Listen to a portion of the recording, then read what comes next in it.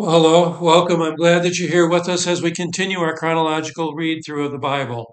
We've had a couple of rather long readings over the last few days.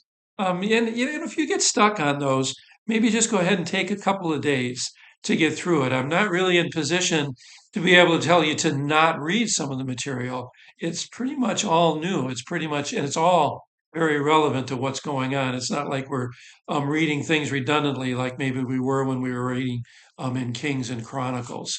So today's reading, though, it's considerably shorter than the previous ones. While chapter 34 made clear that God's judgment on all nations is sure, chapter 35 assures his people that their salvation is sure as well. God's people will be exiled, and all may seem lost, but God will rescue them. They will return to the promised land. They will return to the promised land, um, and they shall be restored there. God will return them to the promised land, and they'll be restored. Now, this chapter has passages that you're going to recognize as messianic in nature. Things like, then the eyes of the blind will be opened, the ears of the deaf unstopped. Then shall the lame man leap like a deer, and the tongue of the mute sing for joy. We see these things fulfilled in Jesus. Indeed, when John the Baptist's disciples come at John's request to ask Jesus if he is the Messiah, Jesus answers them by pointing to those very actions.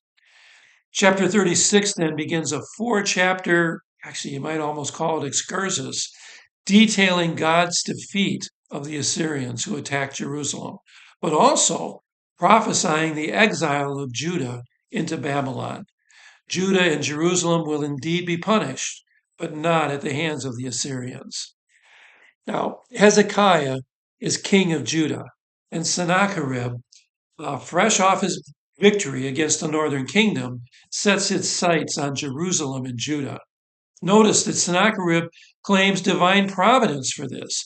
He repeats the prophecies of Isaiah as he casts doubt on Yahweh's ability to protect Jerusalem from his armies, claiming instead that he, Sennacherib, will fulfill that prophecy. Well, Sennacherib taunts Hezekiah for having destroyed the high places of the foreign gods to rely on Yahweh alone. Actually, Sennacherib, who's a polytheist, many gods, can't understand at all what Hezekiah did or why he would have done that. Why would you rely on just one God when you can have a pantheon of them? Anyway, Sennacherib then pleads with the people to abandon Hezekiah and thereby Yahweh and save themselves. This is really scary stuff because Sennacherib is powerful indeed. Judah has no earthly hope of standing alone against his armies. But you're going to have to wait till our next reading tomorrow to find out how this all plays off. Again, may God be with you, bless you. I pray that our time together is helping you to learn and to grow. I look forward to gathering with you again.